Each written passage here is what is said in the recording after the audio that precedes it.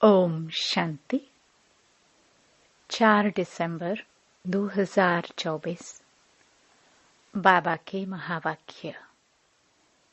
मीठे बच्चे, सारा मदार याद पर है। याद से ही तुम मीठे बन जाएंगे।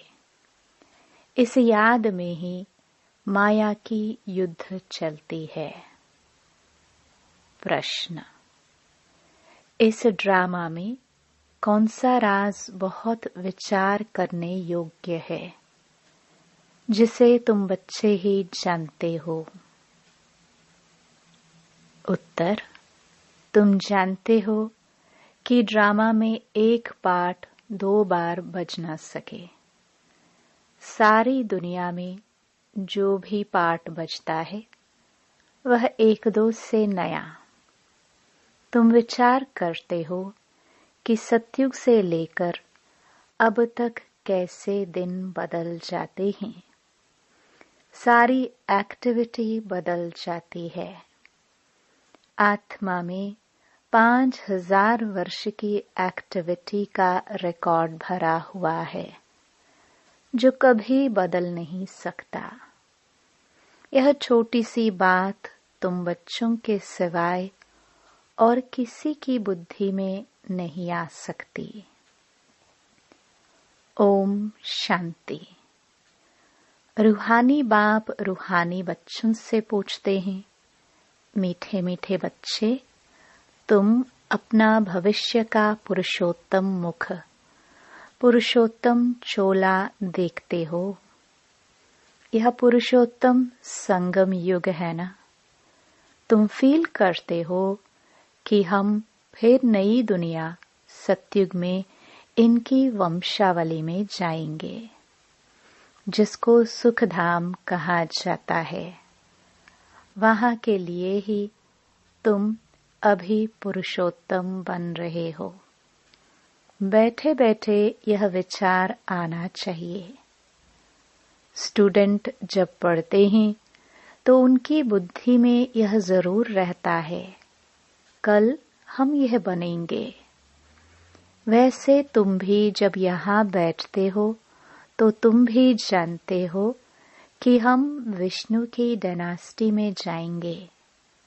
तुम्हारी बुद्धि अब अलौकिक है और किसी मनुष्य की बुद्धि में यह बातें रमण नहीं करती होंगी। यह कोई कॉमन सत्संग नहीं है। यहाँ बैठे हो, समझते हो, सत बाबा जिसको शिव कहते हैं, हम उनके संग में बैठे हैं।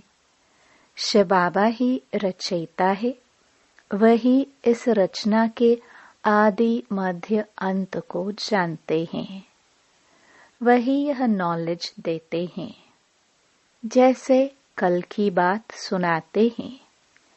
यहाँ बैठे हो, यह तो याद होगा ना, हम आए हैं रेजुवेनेट होने, अर्थात यह शरीर बदल दैवी शरीर लेने।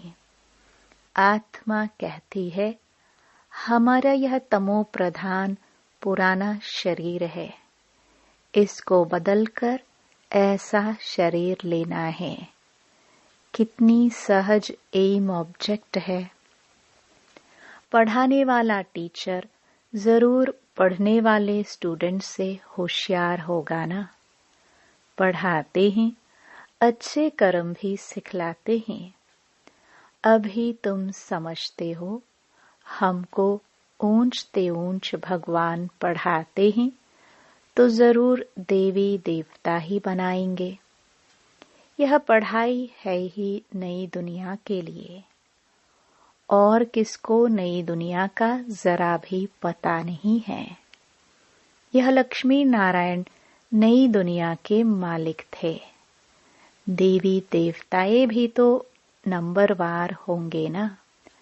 सब एक जैसे तो हो भी न सके, क्योंकि राजधानी है ना।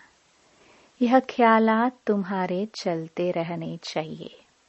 हम आत्मा अभी पतित से पावन बनने के लिए पावन बाप को याद करते हैं। आत्मा याद करती है अपने स्वीट बाप को। बाप खुद कहते हैं, तुम मुझे याद करेंगे तो पावन सतो प्रधान बन जाएंगे। सारा मदार याद की यात्रा पर है।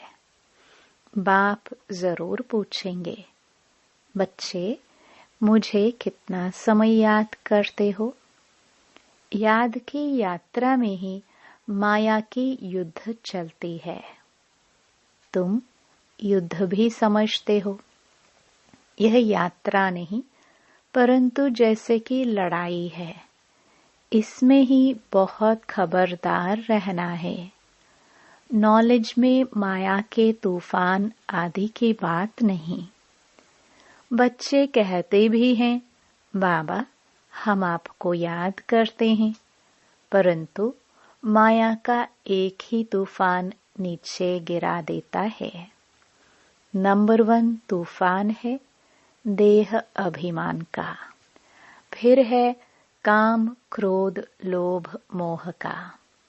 बच्चे कहते हैं, बाबा हम बहुत कोशिश करते हैं याद में रहने की, कोई विघ्न न आए, परंतु फिर भी तूफान आ जाते हैं।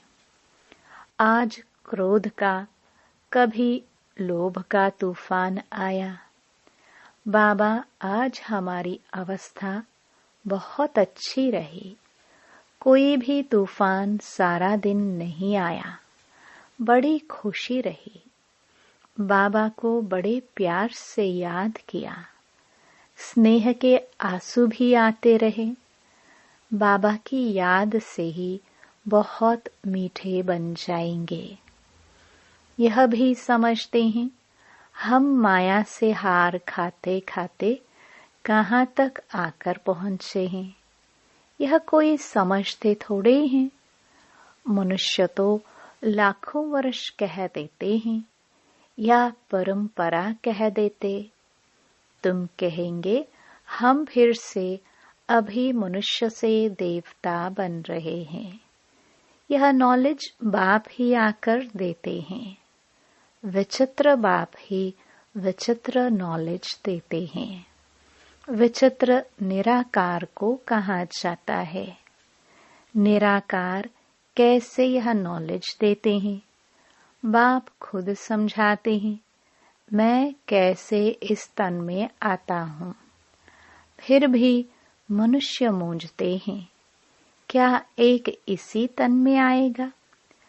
परंतु ड्रामा में यही तन निमित्त बनता है, जरा भी चेंज हो नहीं सकती। यह बातें तुम ही समझकर और दूसरों को समझाते हो। आत्मा ही पढ़ती है, आत्मा ही सीखती सिखलाती है। आत्मा मोस्ट वैल्यूएबल है। आत्मा अविनाशी है, सिर्फ शरीर खत्म होता है। हम आत्माएं अपने परमपिता परमात्मा से रचता और रचना के आदि मध्य अंत के 84 जन्मों की नॉलेज ले रहे हैं।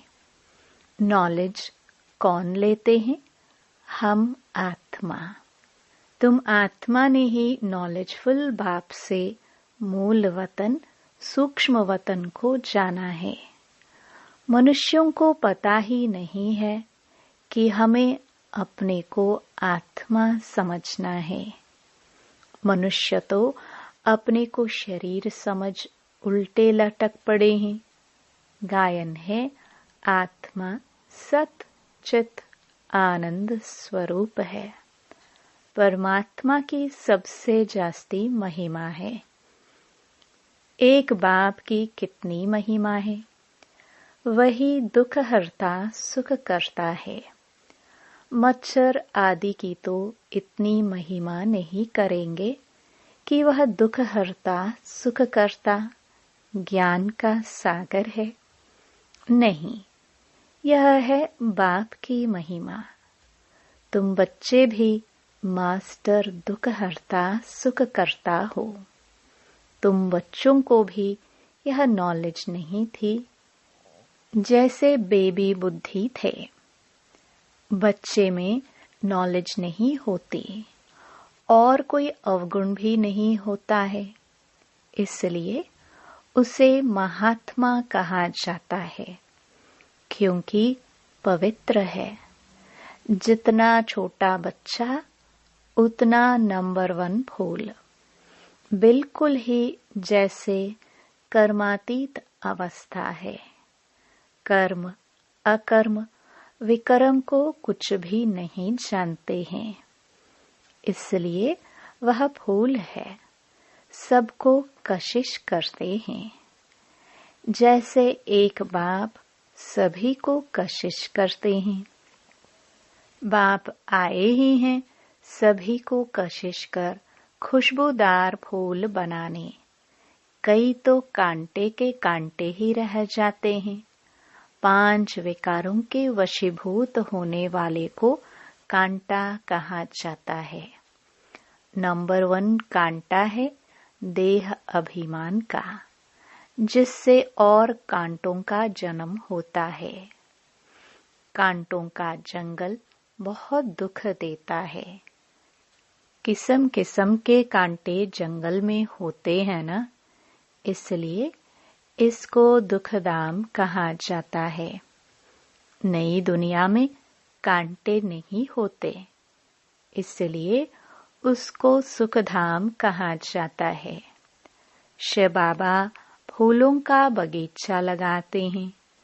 रावण कांटों का जंगल लगाता है, इसलिए रावण को कांटों की झड़ियों से जलाते हैं और बाप पर फूल चढ़ाते हैं। इन बातों को बाप जाने और बच्चे जाने और न जाने कोई। तुम बच्चे जानते हो, ड्रामा में एक पार्ट 2 बार बज ना सके। बुद्धि में है सारी दुनिया में जो पार्ट बजता है वह 1-2 से नया। तुम विचार करो, सतयुग से लेकर अब तक कैसे दिन बदल जाता है। सारी एक्टिविटी ही बदल जाती है। 5000 वर्ष की एक्टिविटी का रिकॉर्ड आत्मा में भरा हुआ है। वह कभी बदल नहीं सकता। हर आत्मा में अपना अपना पार्ट भरा हुआ है। यह छोटी सी बात भी कोई की बुद्धि में आ ना सके। इस ड्रामा में पास्ट, प्रेजेंट और फ्यूचर को तुम जानते हो। यह स्कूल है ना। पवित्र बन बाप को याद करने की पढ़ाई बाप पढ़ाते हैं। यह बातें कभी सोची थी कि बाप आकर ऐसे पतित से पावन बनाने की पढ़ाई पढ़ाएंगे। इस पढ़ाई से ही हम विश्व के मालिक बनेंगे। भक्ति मार्ग के पुस्तक ही अलग हैं, उसको कभी पढ़ाई नहीं कहा जाता है। ज्ञान के बिना सद्गति हो भी कैसे। बाप बिना ज्ञान कहाँ से आए जिससे सद्गति हो। सद्गति में जब तुम होंगे तब भक्ति करेंगे? नहीं, वहाँ है ही अपार सुख। फिर भक्ति किस लिए करे? यह ज्ञान अभी ही तुम्हें मिलता है। सारा ज्ञान आत्मा में रहता है। आत्मा का कोई धर्म नहीं होता। आत्मा जब शरीर धारण करती है, फिर कहते हैं फलाना इस धर्म का है। आत्मा का धर्म क्या है? एक तो आत्मा बिंदी मिसल है और शांत स्वरूप है। शांति धाम में रहती है। अभी बाप समझाते हैं, सभी बच्चों का बाप पर हक है। बहुत बच्चे हैं जो और धर्मों में कन्वर्ट हो गए हैं, वह फिर निकलकर अपने असली धर्म में आ जाएंगे। जो देवी देवता धर्म छोड़ दूसरे धर्म में गए हैं, वह सभी पत्ते लौट अपनी जगह पर आ जाएंगे। तुम्हें पहले पहले तो बाप का परिचय देना है। इन बातों में ही सब मुंझे हुए हैं। तुम बच्चे समझते हो अभी हमें कौन पढ़ाते हैं? बेहद का बाप। श्री कृष्ण तो देहधारी है। इनको ब्रह्मा बाबा को भी दादा कहेंगे। तुम सब भाई भाई हो ना। फिर है मर्तबे के ऊपर। भाई का शरीर कैसा है, बहन का शरीर कैसा है। आत्मा तो एक छोटा सितारा है। इतनी सारी नॉलेज एक छोटे से सितारे में है। सितारा शरीर के बगैर बात भी नहीं कर सकता। सितारे को पाठ बजाने के लिए इतने ढेर ऑर्गन्स मिले हुए हैं। तुम सितारों की दुनिया ही अलग है। आत्मा यहाँ आकर फिर शरीर धारण करती है। शरीर छोटा बड़ा होता है। आत्मा ही अपने बाप को याद करती है। वह भी जब तक शरीर में है। घर में आत्मा बाप को याद करेगी? नहीं, वहाँ कुछ भी मालूम नहीं पड़ता। हम कहाँ हैं? आत्मा और परमात्मा दोनों जब शरीर में हैं, तब आत्माओं और परमात्मा का मेला कहाँ जाता है? गायन भी है, आत्मा और परमात्मा अलग रहे बहुकाल। कितना समय अलग रहे? याद आता है कितना समय अलग रहे? सेकंड सेकंड पास होते 5000 वर्ष बीत गए। फिर 1 नंबर से शुरू करना है। एक्यूरेट हिसाब है। अभी तुमसे कोई पूछे इसने कब जन्म लिया था, तो तुम एक्यूरेट बता सकते हो।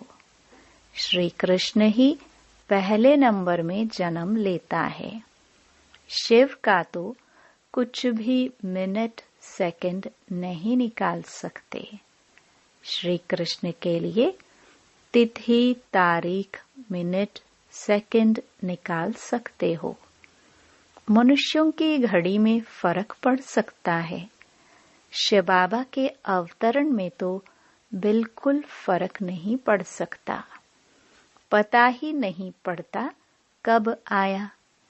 ऐसे भी नहीं साक्षात्कार हुआ तब आया। नहीं, अंदाज लगा सकते हैं। मिनट सेकंड का हिसाब नहीं बता सकते। उनका अवतरण भी अलौकिक है। वह आते ही हैं बेहद की रात के समय। बाकी और जो भी अवतरण आदि होते हैं, उनका पता पड़ता है। आत्मा शरीर में प्रवेश करती है, छोटा चोला पहनती है, फिर धीरे धीरे बड़ा होता है। शरीर के साथ आत्मा बाहर आती है। इन सभी बातों को विचार सागर मंथन कर फिर औरों को समझाना होता है। कितने ढेर मनुष्य हैं, एक न मिले दूसरे से। कितना बड़ा मांडवा है, जैसे बड़ा हॉल है जिसमें बेहद का नाटक चलता है। तुम बच्चे यहाँ आते हो नर से नारायण बनने के लिए। बाप जो नई सृष्टि रचते हैं, उसमें ऊंच पद लेने के लिए। बाकी यह जो पुरानी दुनिया है, वह तो विनाश होनी है। बाबा द्वारा नई दुनिया की स्थापना हो रही है। बाबा को फिर पालना भी करनी है। जरूर जब यह शरीर छोड़े तब फिर सतयुग में नया शरीर लेकर पालना करे। उसके पहले इस पुरानी दुनिया का विनाश भी होना है। भंबोर को आग लगेगी, पीछे यह भारत ही रहेगा, बाकी तो खलास हो जाएंगे। भारत में भी थोड़े बचेंगे। तुम अब मेहनत कर रहे हो कि विनाश के बाद फिर सजाए ना खाए।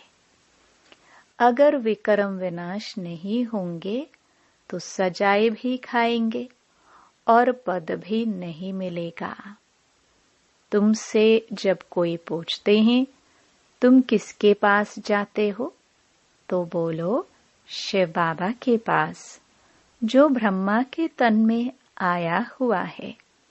यह ब्रह्मा कोई शिव नहीं है। जितना बाप को जानेंगे तो बाप के साथ प्यार भी रहेगा। बाबा कहते हैं, बच्चे तुम और कोई को प्यार नहीं करो और संग प्यार तोड़ एक संग जोड़ो। जैसे आशिक माशुक होते हैं ना, यह भी ऐसे हैं। 108 सच्चे आशिक बनते हैं, उसमें भी 8 सच्चे सच्चे बनते हैं। 8 की भी माला होती है ना। नवरत्न गाए हुए हैं, 8 दाने नवा बाबा। मुख्य हैं 8 देवताएं, फिर 16,108 शहजादे शहजादियों का कुटुंब बनता है त्रेता अंत तक। बाबा तो हथेली पर बहिश्त दिखलाते हैं। तुम बच्चों को नशा है कि हम तो सृष्टि के मालिक बनते हैं। बाबा से ऐसा सौदा करना है। कहते हैं कोई विरला व्यापारी यह सौदा करे। ऐसे कोई व्यापारी थोड़े ही है। तो बच्चे ऐसे उमंग में रहो, हम जाते हैं बाबा के पास। ऊपर वाला बाबा दुनिया को मालूम नहीं है। वो कहेंगे कि वह तो अंत में आता है। अब वही कलयुग का अंत है। वही गीता महाभारत का समय है। वही यादव जो मुसल निकाल रहे हैं। वही कौरवों का राज्य और वही तुम पांडव खड़े हो।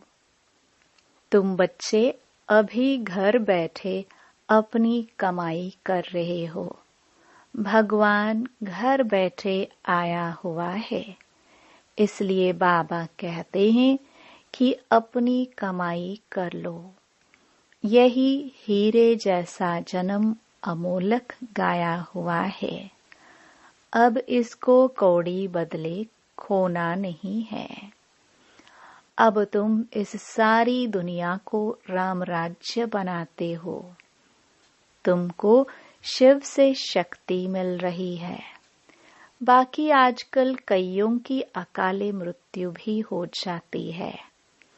बाबा बुद्धि का ताला खोलता है और माया बुद्धि का ताला बंद कर देती है। अब तुम माताओं को ही ज्ञान का कलश मिला हुआ है। अबलाओं को बल देने वाला वह है। यही ज्ञान अमृत है। शास्त्रों के ज्ञान को कोई अमृत नहीं कहा जाता है। अच्छा, मीठे मीठे सिखिलदे बच्चों प्रति मात पिता बाप दादा का याद प्यार और गुड मॉर्निंग। रूहानी बाप की रूहानी बच्चों को नमस्ते। धारणा के लिए मुख्य सार। पहला, एक बाप की कशिश में रहकर खुशबूदार फूल बनना है। अपनी स्वीट बाप को याद कर देह अभिमान की कांटे को जला देना है। दूसरा, इस हीरे तुल्य जन्म में अविनाशी कमाई जमा करनी है। कौड़ियों के बदले इसे गंवाना नहीं है। एक बाप से सच्चा प्यार करना है। एक के संग में रहना है। वरदान, ब्राह्मण जीवन में सदा खुशी की खुराक खाने और खुशी बांटने वाले खुश नसीब भव। इस दुनिया में आप ब्राह्मणों जैसा खुश नसीब कोई हो नहीं सकता, क्योंकि इस जीवन में ही आप सबको बाप दादा का दिल तख्त मिलता है। सदा खुशी की खुराक खाते हो और खुशी बांटते हो। इस समय बेफिक्र बादशाह हो। ऐसी बेफिक्र जीवन सारे कल्प में और किसी भी युग में नहीं है। सतयुग में बेफिक्र होंगे, लेकिन वहाँ ज्ञान नहीं होगा। अभी आपको ज्ञान है, इसलिए दिल से निकलता है, मेरे जैसा खुशनसीब कोई नहीं। स्लोगन, संगम युग के स्वराज्य अधिकारी ही भविष्य के विश्व राज्य अधिकारी बनते हैं। ओम शांति।